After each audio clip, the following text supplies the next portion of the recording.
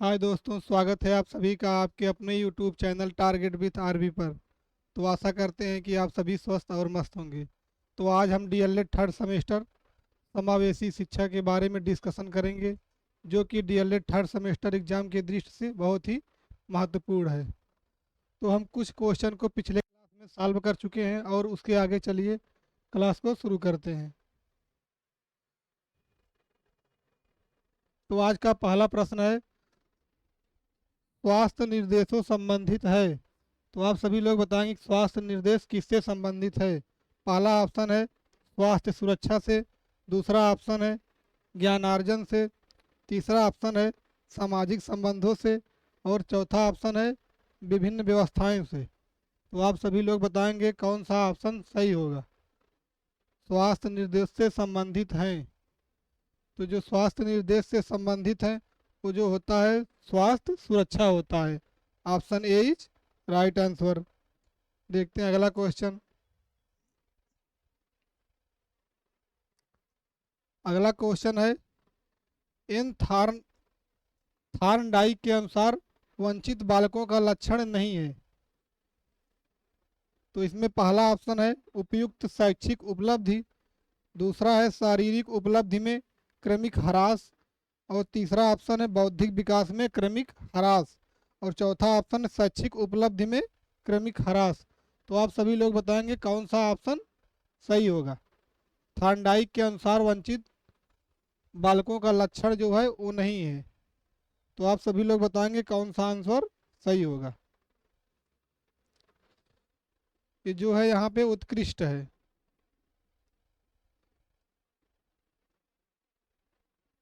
उत्कृष्ट।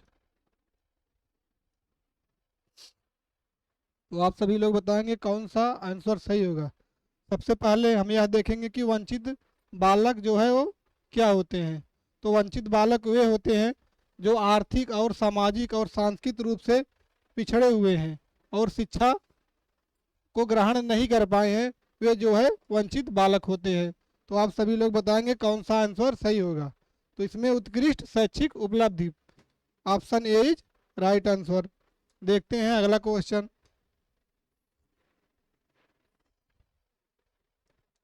अगला क्वेश्चन है, बाल सुलभ बालकों के उपचार की विधि है।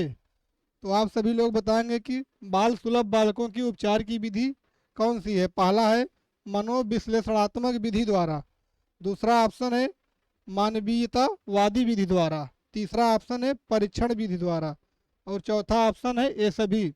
तो आप सभी लोग बताएंगे कौन सा ऑप्शन सही होगा। बाल सुलभ बालकों की उपचार की विधि है।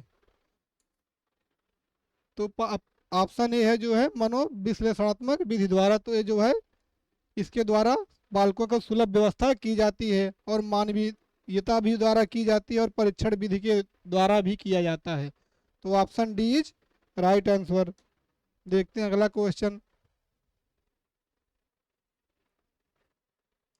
अगला क्वेश्चन है, विशिष्ट बालक वे बालक नहीं होते हैं। तो आप सभी लोग बताएंगे कौन से बालक जो है वो विशिष्ट बालक नहीं होते हैं। तो पहला ऑप्शन है प्रतिभाशाली बालक, दूसरा ऑप्शन है पिछड़े बालक, तीसरा ऑप्शन है सामान्य बालक और चौथा ऑप्शन है विकलांग बालक। तो आप सभी लोग बताएंगे कौन से विशिष्ट बालक के अंतर्गत जो है नहीं आते हैं। विशिष्ट बालक के अंतर्गत कौन नहीं आते हैं। तो ये विशिष्ट बालक, आप सभी लोग बताएंगे कौन सा आंसर सही होगा। तो जो है ये सामान्य बालक जो है वो विशिष्ट बालक के अंतर्गत नहीं आते हैं। तो option C is right answer. देखते हैं अगला क्वेश्चन।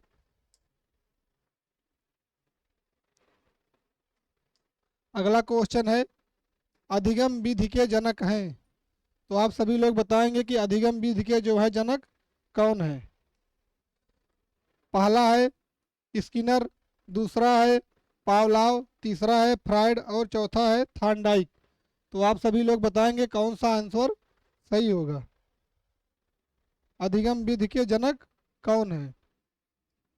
आप सभी लोग जल्दी जल्दी कमेंट करेंगे कि अधिगम विधि के जनक हैं। तो स्किनर जो है वो क्रिया प्रसूत इन्होंने नियम दिया था।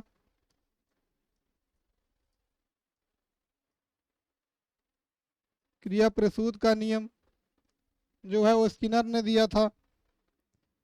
और थॉर्नडाइक जो है सीखने के सिद्धांत,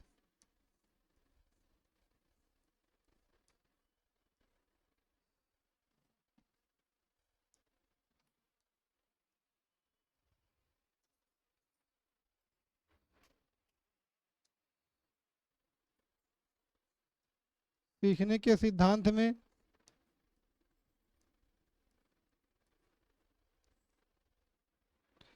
प्रयास एवं त्रुटि का,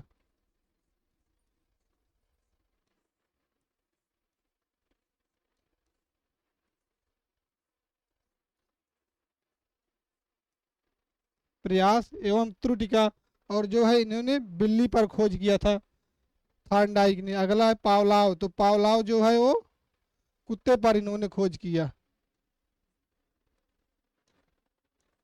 पावलाव जो है इन्होंने कुत्ते पर खोज किया। तो अधिगम विधि के जनक जो है वो फ्रायड है। Option C is right answer. देखते हैं अगला क्वेश्चन।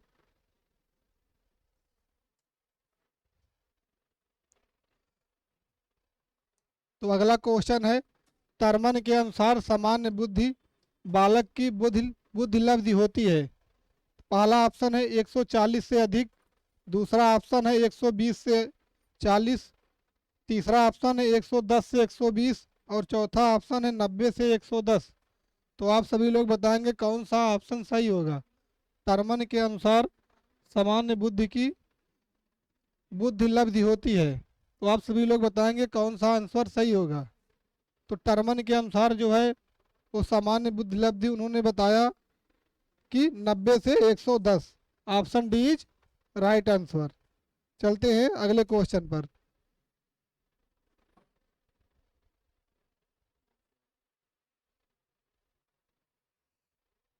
अगला क्वेश्चन है, सामाजिक परिपक्वता है। तो आप सभी लोग बताएंगे कि सामाजिक परिपक्वता जो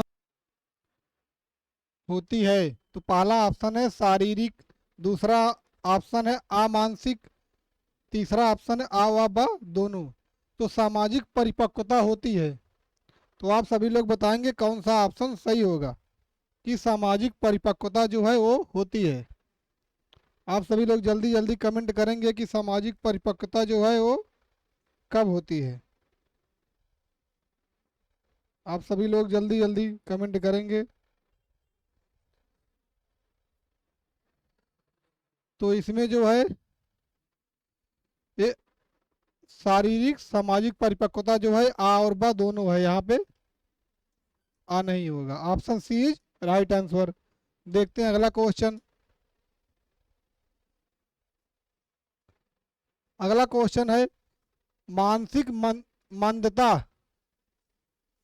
मानसिक मंदता उत्तर प्रदेश में पाई जाती है। यहाँ क्वेश्चन थोड़ा गड़बड़ लग रहा है, थोड़ा देखते हैं कौन सा क्वेश्चन है।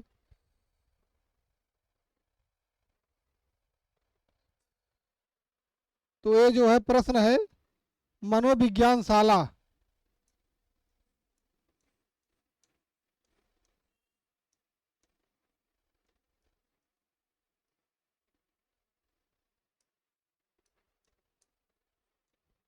ये प्रश्न है यहाँ पे, मनोविज्ञान शाला उत्तर प्रदेश में पाई जाती है, यानी कि मनोविज्ञान शाला जो है उत्तर प्रदेश में वो कहाँ पे है।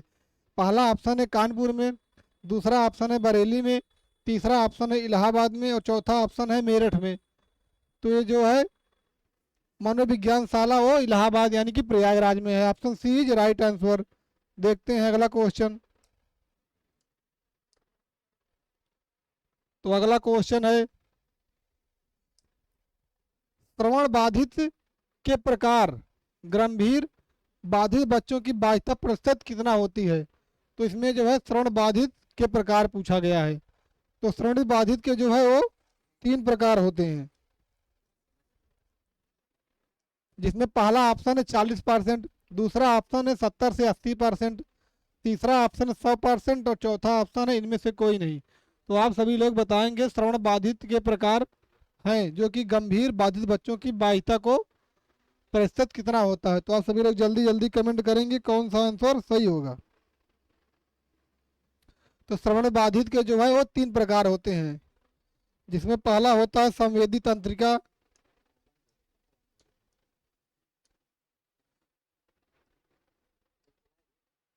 पहला होता है संवेदी तंत्रिका,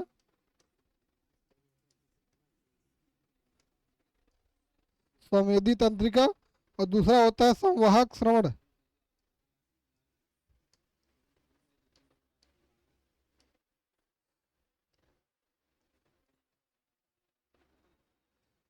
संवाहक श्रवण दूसरा होता है।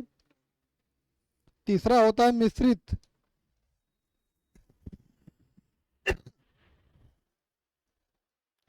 तीसरा होता है मिश्रित श्रवण। ये जो है तीन प्रकार से श्रवण बाधिता को जो है बांटा गया है। तो आप सभी लोग बताएंगे कौन सा आंसर इसमें सही होगा। श्रवण बाधिता के प्रकार हैं, तो श्रवण बाधिता के प्रकार जो है वो 40% है। श्रवण बाधिता के प्रकार जो है वो 70 से 80% है। Option B is right answer. देखते हैं अगला क्वेश्चन। अगला क्वेश्चन है श्रवण बाधित के प्रकार पूर्ण श्रवण बाधित बच्चों की बाधिता जो है वो प्रतिशत कितनी होती है। इस श्रवण बाधित के प्रकार में जो पूछा गया है वो पूर्ण श्रवण बाधित बच्चों की बाधिता जो है वो कितना होती है। तो इसमें पहला ऑप्शन है 90%, दूसरा ऑप्शन है 80%, तीसरा ऑप्शन है 70% और चौथा ऑप्शन है इनमें से कोई नहीं। तो आप सभी लोग बताएंगे कौन सा आंसर सही होगा। तो इसमें 90% जो है option A is right answer. देखते हैं अगला क्वेश्चन।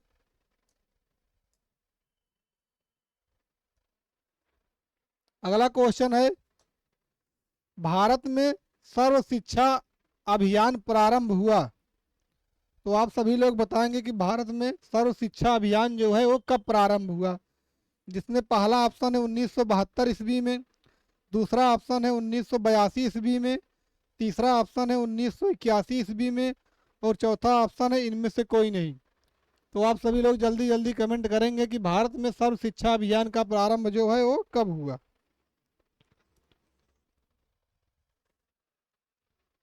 आप सभी लोग बताएंगे कौन सा आंसर सही होगा। तो भारत में जो है सर्व शिक्षा अभियान का जो है वो प्रारंभ जो है वो 17 अगस्त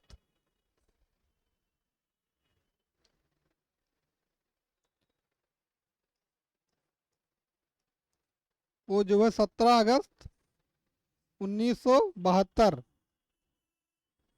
को प्रारंभ हुआ। और जो है ये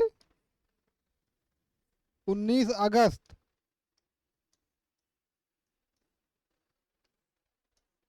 1972 को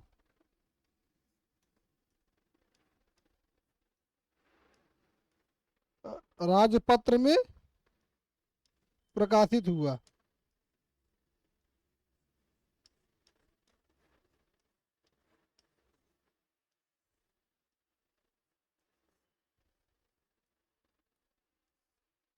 ये जो है राजपत्र में प्रकाशित हुआ। तो option A is right answer. चलते हैं अगले क्वेश्चन पर।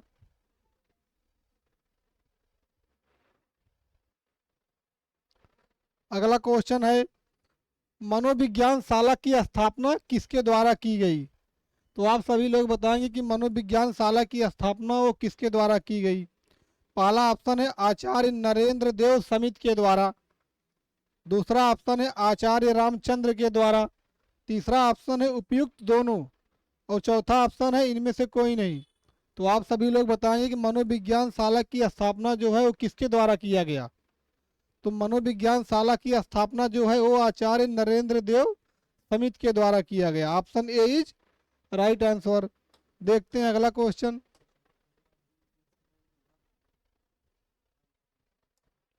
अगला क्वेश्चन है निम्न में से कौन सी अक्षमता के केवल जन्मजात होती है। तो आप सभी लोग बताएंगे कौन सी अक्षमता है जो जन्मजात होती है। पहला ऑप्शन है दृष्टि दोष, दूसरा ऑप्शन है श्रवण दोष, तीसरा ऑप्शन है मूक बधिर और चौथा ऑप्शन है मंद बुद्धि। तो आप सभी लोग बताएंगे कौन सा ऑप्शन सही होगा। आप सभी लोग जल्दी जल्दी कमेंट करेंगे कि जन्मजात अक्षमता कौन सी होती है। आप सभी लोग जल्दी जल्दी कमेंट करेंगे जन्मजात अक्षमता कौन सी होती है। तो दृष्टि दोष ये जो है जन्मजात क्षमता नहीं है, तो इसमें जो है मंद बुद्धि, option D is right answer. मंद बुद्धि जो है वो जन्मजात होती है। देखते हैं अगला क्वेश्चन। अगला क्वेश्चन है मंद अधिगमकर्ता जिनकी शैक्षिक उपलब्धि समान योग्यता से कम रह जाती है उसे क्या कहते हैं। पहला ऑप्शन है पिछड़े बालक, दूसरा ऑप्शन है विशेष, तीसरा ऑप्शन है बाल अपराधी बालक, चौथा ऑप्शन है मानसिक रूप से कमजोर बालक। तो आप सभी लोग बताएंगे कौन सा ऑप्शन सही होगा।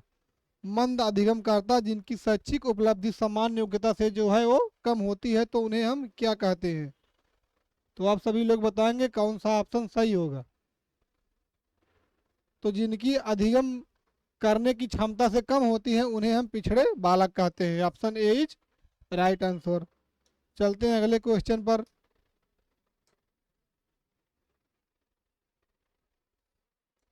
अगला क्वेश्चन है साइड बेल के माप में कौन से बालक आते हैं। तो आप सभी लोग बताएंगे साइड बेल के माप में कौन से बालक आते हैं। पहला है मोटे स्वस्थ तथा लंबे शरीर वाले, दूसरा ऑप्शन है प्रतिभाशाली और प्रखर बुद्धि वाले, तीसरा ऑप्शन है दुबले पतले तथा लंबे शरीर वाले, और चौथा ऑप्शन है प्रतिभाशाली बालक। तो आप सभी लोग बताएंगे कौन सा ऑप्शन सही होगा। कौन से बालक सही होगा, साइड बेल के माप में कौन बालक आते हैं। तो साइड बेल के माप में जो है वो प्रतिभाशाली बालक आते हैं। Option D is right answer. देखते हैं अगला क्वेश्चन। अगला क्वेश्चन है मानसिक स्वास्थ्य के नियमों की खोज और उन्हें बनाए रखने का अध्ययन का उद्देश्य जो है वो क्या होता है। पहला ऑप्शन है शेफर का, दूसरा ऑप्शन है हेडफील्ड का, तीसरा ऑप्शन है ड्रेवर है ड्रेवर का, तीसरा ऑप्शन है लैडक का। तो आप सभी लोग बताएंगे कौन सा ऑप्शन जो है वो सही होगा।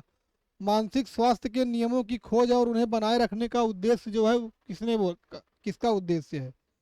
तो जो है ये जेम्स ड्रेवर का है। Option C is right answer. देखते हैं अगला क्वेश्चन। अगला क्वेश्चन है किस प्रकार के बच्चों की शिक्षा हेतु सांकेतिक भाषा का प्रयोग किया जाता है। तो आप सभी लोग बताएंगे किस प्रकार की शिक्षा हेतु सांकेतिक भाषा का प्रयोग किया जाता है। पहला है दृष्टि दोष, दूसरा ऑप्शन है श्रवण दोष, तीसरा ऑप्शन है मूक बधिर, और चौथा ऑप्शन है मंद बुद्धि। तो आप सभी लोग बताएंगे किस प्रकार के बच्चों की शिक्षा हेतु जो है वो सांकेतिक भाषा का प्रयोग किया जाता है। तो सांकेतिक भाषा यानी कि संकेत के माध्यम से उनको बताया जाता है। तो सांकेतिक जो है मूक यानी बधिर जो बोल ना सके और सुन ना सके उसको जो है संकेत के माध्यम से हम सिखाते हैं। तो option C is right answer. देखते हैं अगला क्वेश्चन। अगला क्वेश्चन है शिक्षा का अधिकार अधिनियम 2009 लागू नहीं हुआ। तो आप सभी लोग बताएंगे शिक्षा का अधिकार अधिनियम 2009 लागू नहीं होता है। पहला ऑप्शन है निःशुल्क बच्चे, दूसरा ऑप्शन है 6 से 14 आयु वर्ग के बच्चों के लिए,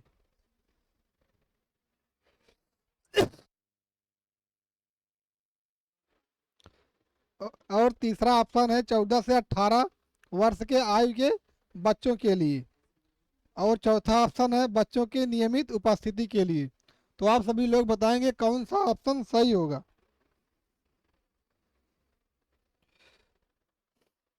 तो शिक्षा का अधिकार अधिनियम जो है वो 2009 लागू नहीं होता। सबसे पहले हम बता दें कि शिक्षा का अधिकार अधिनियम जो है वो 1 अप्रैल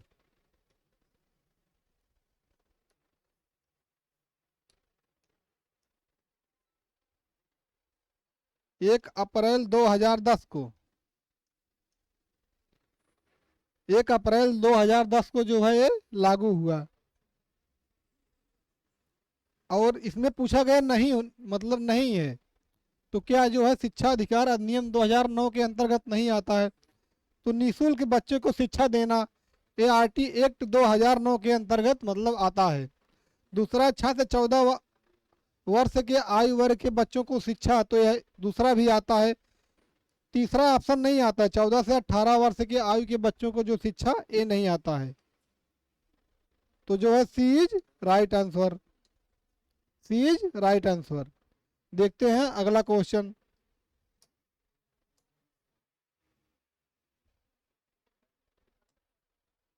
अगला क्वेश्चन है, आप अनपढ़ माता पिता के बच्चे को अंग्रेजी सिखाना चाहते हैं, तो आप किस तरह सिखाएंगे?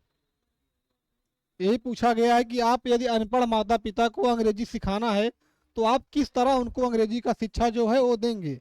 पहला ऑप्शन है आप बच्चे से अंग्रेजी में बात करेंगे। दूसरा ऑप्शन है आप बच्चे को अंग्रेजी में बोलने को मजबूर करेंगे। और तीसरा ऑप्शन है आप बच्चे को मातृभाषा में बोलने से रोकेंगे। और चौथा ऑप्शन है आप उसे मातृभाषा की सहायता से अंग्रेजी सिखाने का प्रयास करेंगे। तो आप सभी लोग बताएंगे कौन सा ऑप्शन सही होगा। अनपढ़ माता पिता के बच्चों को अंग्रेजी किस प्रकार सिखाएंगे, तो आप सभी लोग जल्दी जल्दी कमेंट करेंगे कौन सा ऑप्शन सही होगा। इसमें है बच्चों को अंग्रेजी में बात करेंगे, तो ये गलत होगा। यदि हम अंग्रेजी में बात करेंगे तो बच्चे को कुछ समझ में आएगा ही नहीं, तो ये ऑप्शन नहीं होगा। अगला है बच्चे को अंग्रेजी में बोलने के लिए मजबूर करेंगे। मजबूर करेंगे, प्रेशर डालेंगे तो वह कुछ भी सीख नहीं सकता है, तो दूसरा भी आंसर गलत होगा। तीसरा है उनको मातृभाषा में बोलने से रोकेंगे, क्योंकि उनको मातृभाषा का ज्ञान होता है। यदि मातृभाषा में आप बोलने से रोकेंगे तो भी वो शिक्षा को ग्रहण नहीं कर सकते हैं, यह भी गलत होगा।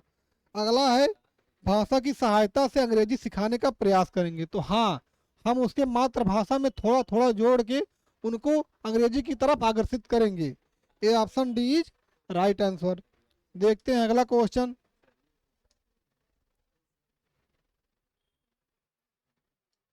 अगला क्वेश्चन है विशेष आवश्यकता वाले बच्चों को शिक्षा देनी चाहिए, तो आप सभी लोग बताएंगे विशेष आवश्यकता वाले बच्चों को शिक्षा देनी चाहिए। पहला ऑप्शन है अन्य सामान्य बालकों के साथ। दूसरा ऑप्शन है विशेष विद्यालयों में विशेष बालकों के लिए विकसित पद्धतियों द्वारा। अगला है विशेष विद्यालयों में। और डी आंसर है विशेष विद्यालयों में विशेष बालकों के साथ। तो आप सभी लोग बताएंगे कौन सा आंसर सही होगा। आप सभी लोग जल्दी जल्दी कमेंट करें कौन सा आंसर सही होगा। विशेष आवश्यकता वाले बच्चों को शिक्षा देनी चाहिए, तो इसमें ए इज राइट आंसर।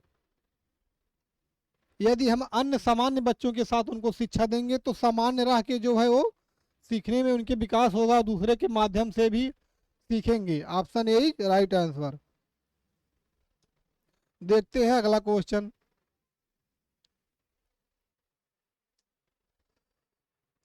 अगला क्वेश्चन है औपचारिक रूप से दृष्टि बाधित बच्चों की दृष्टि होती है, तो आप सभी लोग बताएंगे औपचारिक रूप से दृष्टि बाधित बच्चों की दृष्टि जो है अक्षमता कितना होती है। पहला ऑप्शन है 20/70। दूसरा ऑप्शन है 5/10। तीसरा ऑप्शन है 10/15 फीट। और चौथा ऑप्शन है कोई नहीं। तो आप सभी लोग बताएंगे कौन सा आंसर जो है वो सही होगा। औपचारिक रूप से दृष्टि बाधित बच्चों की दृष्टि जो है वो कितना होती है, तो औपचारिक रूप से दृष्टि बाधित बच्चों की दृष्टि अक्षमता जो है वो 20/70 होता है। Option A is right answer. देखते हैं अगले क्वेश्चन पर। अगला क्वेश्चन है किसका कथन है, यानी कि किसने कहा है वाणी मुख्य भाषा के व्याकरण एवं व्यवहारिक प्रयोग की अभिव्यक्ति है। आप सभी लोग बताएंगे किसने कहा है कि वाणी जो है मुख्य भाषा के व्याकरण एवं व्यवहारिक प्रयोग की अभिव्यक्ति है। पहला ऑप्शन है लाहन एवं कारमाइन ने। दूसरा ऑप्शन है क्रो व क्रो ने। तीसरा ऑप्शन है दोनों ने। चौथा ऑप्शन है कोई नहीं। तो आप सभी लोग बताएंगे कौन सा आंसर सही होगा। आप सभी लोग जल्दी जल्दी कमेंट करेंगे। ये जो है कारमाइन नहीं है, काफमैन है।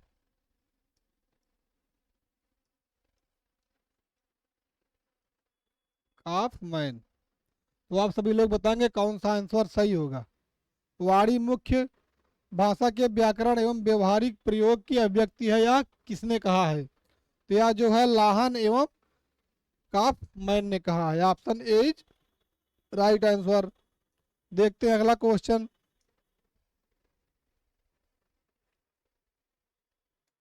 अगला क्वेश्चन है किसका कथन है, यानी कि किसने कहा है। बच्चे जिनको संदर्भन में समस्या होती है और उसका स्तर तथा अन्य बच्चों से भिन्न प्रकार का होता है, वह स्वयं भी समझा होते हैं कि उनका अपने में असाम्य और उनकी वाणी मुख्य रूप से बाधित होती है। तो आप सभी लोग बताएंगे कौन सा ऑप्शन सही होगा।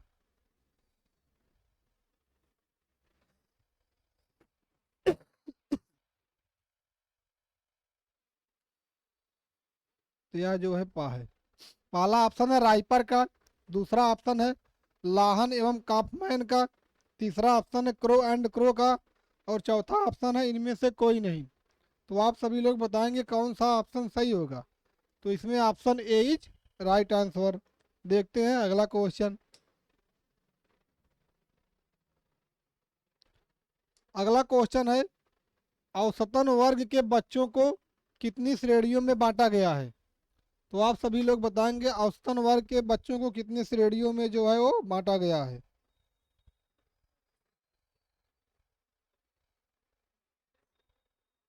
आप सभी लोग बताएंगे कितने श्रेणियों में बांटा गया है। जल्दी जल्दी कमेंट करेंगे। तो इनको जो है वो 4 वर्गों में बांटा गया है। Option A is right answer. देखते हैं अगला क्वेश्चन।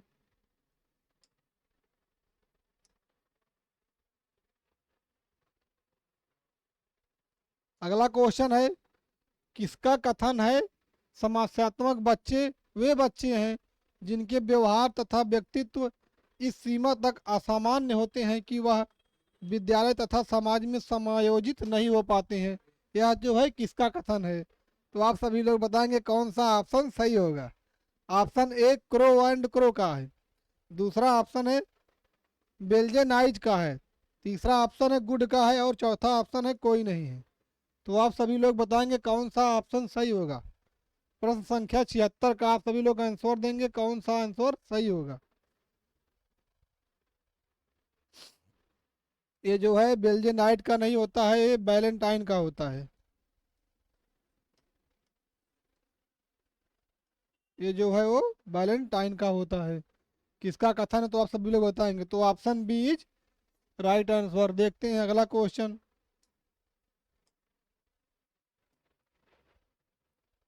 अगला क्वेश्चन है प्रतिभाशाली बच्चों की बुद्धि लब्धि होती है। तो आप सभी लोग बताएंगे कि प्रतिभाशाली बच्चों की जो है वो बुद्धि लब्धि होती है। पहला ऑप्शन है 140 से अधिक, दूसरा ऑप्शन है 80 से कम, तीसरा ऑप्शन है 90 से अधिक, चौथा ऑप्शन है इनमें से कोई नहीं। तो आप सभी लोग बताएंगे कौन सा आंसर जो है वो सही होगा। तो प्रतिभाशाली बच्चों की जो बुद्धि लब्धि होती है वो 140 से जो है अधिक होती है। जो सामान्य बच्चों की बुद्धि लब्धि होती है वो 90 से 110 होती है। और इसमें जो है वो नीचे आते हैं, यानी कि मंद बुद्धि में आते हैं इसके नीचे वाले। तो option A is right answer. देखते हैं अगला क्वेश्चन।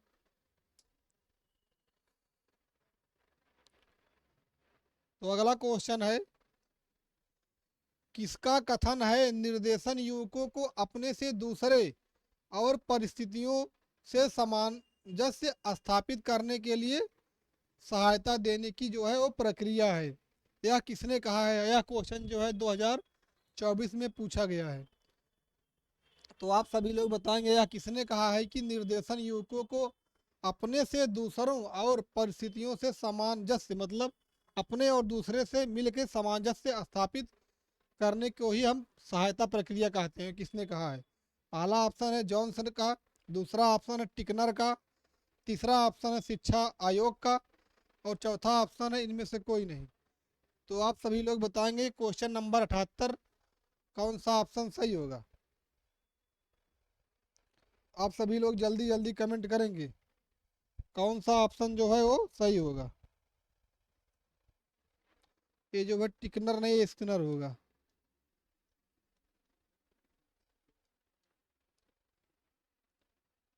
आप सभी लोग बताएंगे कौन सा ऑप्शन सही होगा। तो इसमें बीच राइट आंसर स्किनर। चलते हैं अगले क्वेश्चन पर।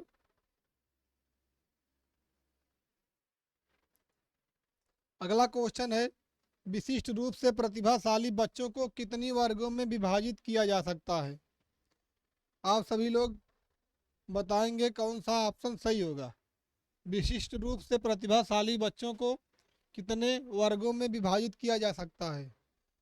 तो इन्हें जो है वो 4 वर्गों में विभाजित किया जा सकता है। Option B right answer. देखते हैं अगला क्वेश्चन। अगला क्वेश्चन है परामर्श का अभिप्राय है दो व्यक्तियों का संपर्क जिसमें एक व्यक्ति को किसी प्रकार की सहायता दी जाती है। कथन किसका है? पहला ऑप्शन है फ्रायड का, दूसरा ऑप्शन है कार्ल रोजर्स का, तीसरा ऑप्शन है रोमिन का, और चौथा ऑप्शन है बेवर्स का। तो आप सभी लोग बताएंगे जो है वो कौन सा आंसर सही होगा। परामर्श का अभिप्राय किसने दिया? आप सभी लोग जल्दी जल्दी कमेंट करेंगे कौन सा ऑप्शन जो है वो सही होगा। तो इसमें जो है option B is right answer, Carl Rogers. देखते हैं अगला क्वेश्चन।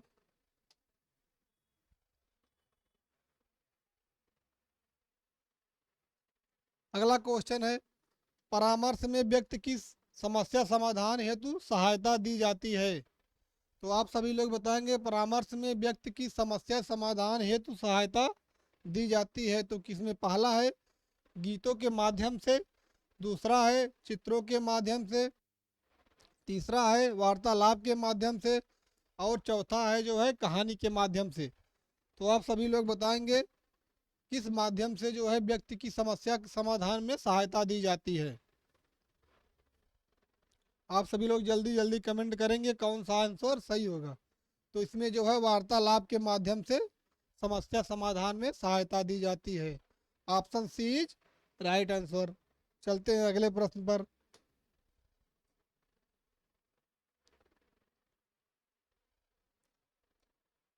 अगला प्रश्न है सामान्य बुद्धि वाले बच्चे होते हैं। तो आप सभी लोग बताएंगे सामान्य बुद्धि वाले बच्चे होते हैं। पहला ऑप्शन है 70 से 80, दूसरा ऑप्शन है 70 से 81 आईक्यू वाले, तीसरा ऑप्शन है 90 से 110 आईक्यू वाले, और चौथा ऑप्शन है 110 से ऊपर आईक्यू वाले। तो जो सामान्य होते हैं वो 90 से 110 होते हैं।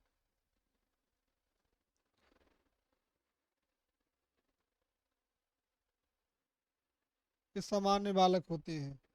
इसमें जो आते हैं वो प्रतिभाशाली होते हैं।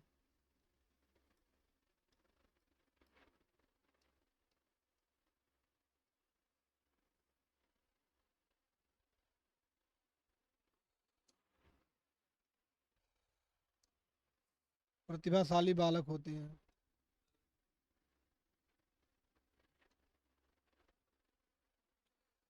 और जो ये होते हैं 70 से 80 आईक्यू वाले तो पिछड़े बालक होते हैं।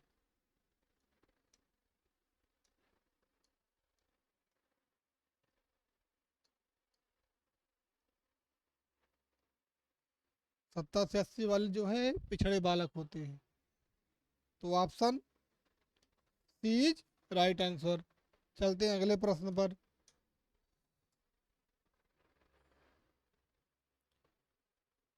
तो अगला प्रश्न है विशेष आवश्यकता वाले बच्चों को दुखपूर्ण गुण वाला बच्चा बताया है। किसने?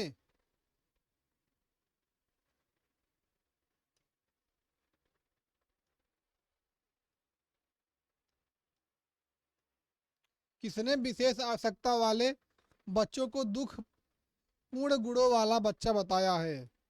तो आप सभी लोग बताएंगे किसने जो है दुख पूर्ण गुणों वाले बच्चा बताया है। पहला ऑप्शन है हेबिल ने, दूसरा ऑप्शन है हर्बर्ट ने, तीसरा ऑप्शन है क्रो एंड क्रो ने, चौथा ऑप्शन है क्रोक्स ने। आप सभी लोग बताएंगे 83 का कौन सा ऑप्शन सही होगा। तो इसमें पहला ऑप्शन होगा हेबिल ने, ए इज राइट आंसर। देखते हैं अगला क्वेश्चन।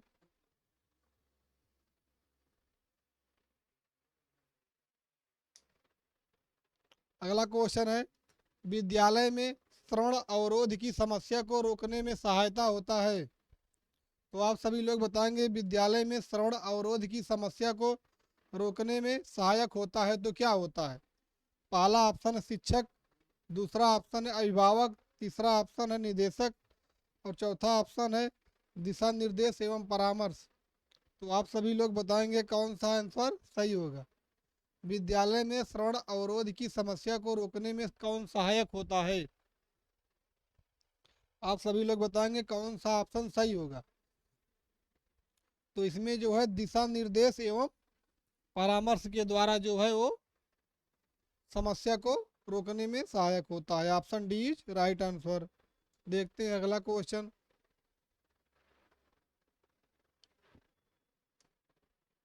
अगला क्वेश्चन है विशेष आवश्यकता वाले बच्चों का मूल्यांकन किस आधार पर किया जा सकता है? आप सभी लोग बताएंगे कि विशेष आवश्यकता वाले बच्चों का मूल्यांकन जो है वो किस आधार पे हम कर सकते हैं। पहला ऑप्शन क्या करने योग्य है, दूसरा ऑप्शन क्या ना करने योग्य है, तीसरा ऑप्शन क्या करने योग्य है क्या करने योग्य नहीं है। तो आप सभी लोग बताएंगे कौन सा आंसर सही होगा। विशेष आवश्यकता वाले बच्चों का मूल्यांकन हम किस आधार पे करते हैं? तो option C is right answer. क्या करने योग्य है और क्या करने योग्य नहीं है, हम इसके आधार पे जो है विशेष आवश्यकता वाले बच्चों का मूल्यांकन करते हैं। Option C is right answer. चलते हैं अगले क्वेश्चन पर।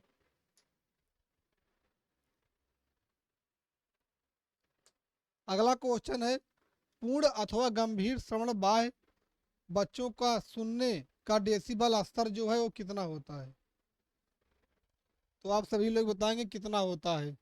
इसमें पूछा गया पूर्ण मतलब पूरा एवं गंभीर जो जितना तक वो सुन सकते हैं उनका सुनने का जो है डेसिबल स्तर कितना होता है। पहला ऑप्शन है 35 से 55 डेसिबल तक, दूसरा ऑप्शन है 55 से 69 डेसिबल तक, तीसरा ऑप्शन है 70 से 89 डेसिबल तक, चौथा ऑप्शन है 90 से 100 डेसिबल तक।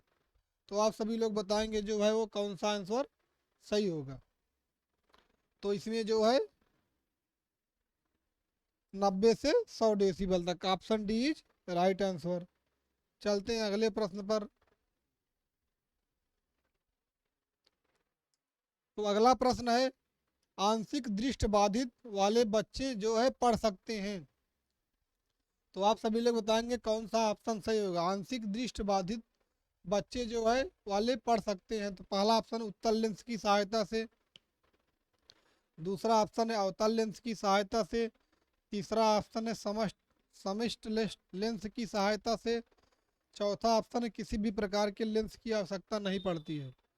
तो आप सभी लोग बताएंगे आंशिक दृष्टिबाधित वाले बच्चे पढ़ सकते हैं। तो इसमें जो है उत्तल लेंस की सहायता से जो है वो आंशिक दृष्टिबाधित बच्चे जो है वो पढ़ सकते हैं। Option A right answer. देखते हैं अगला क्वेश्चन।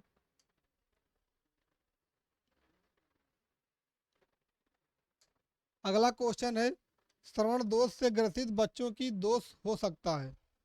तो आप सभी लोग बताएंगे श्रवण दोष से ग्रसित बच्चों की दोष क्या हो सकता है। पहला है कान के बाहर यानी कि बाहरे, दूसरा है कान के अंदर,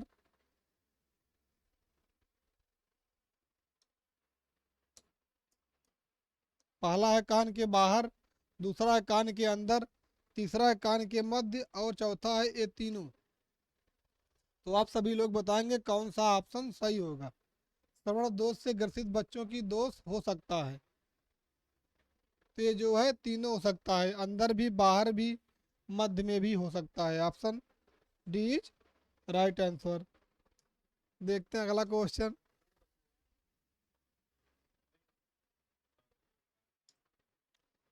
निम्नलिखित में से कौन अंध शिक्षार्थी बच्चों की विशेषता नहीं है? आप सभी लोग बताएंगे कौन सा ऑप्शन सही होगा। अंध शिक्षार्थी बच्चों की जो है वो विशेषता नहीं है।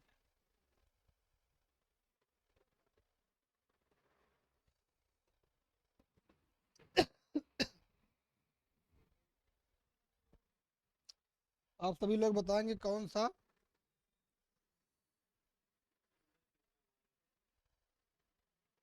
ये जो है अस्थि है।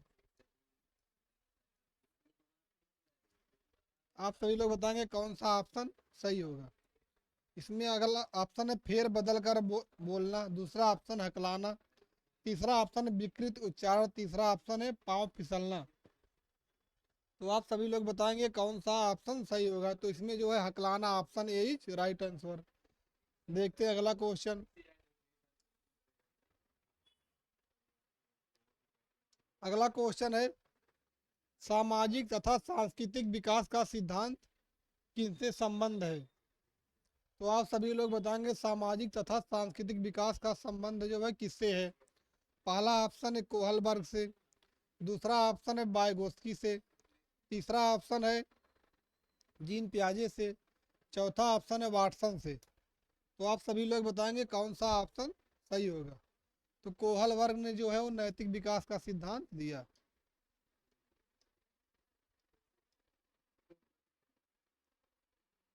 नैतिक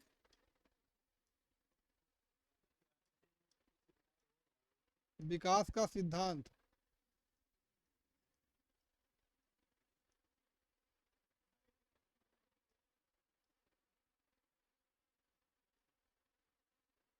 नैतिक विकास का सिद्धांत जो है वो कोहलबर्ग ने दिया। जीन पियाजे जो है वो संज्ञानात्मक विकास। संज्ञानात्मक विकास का सिद्धांत जो है वो जीन पियाजे ने दिया।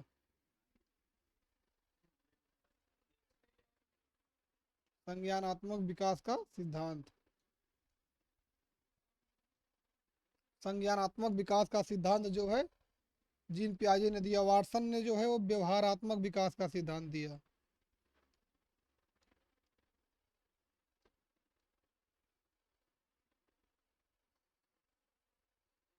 व्यवहारात्मक व्यवहारात्मक विकास का सिद्धांत जो है ये वाटसन ने दिया। तो सामाजिक एवं सांस्कृतिक विकास का सिद्धांत, तो सामाजिक एवं सांस्कृतिक विकास का सिद्धांत जो है वो वाइगोत्स्की ने दिया है। Option B is right answer.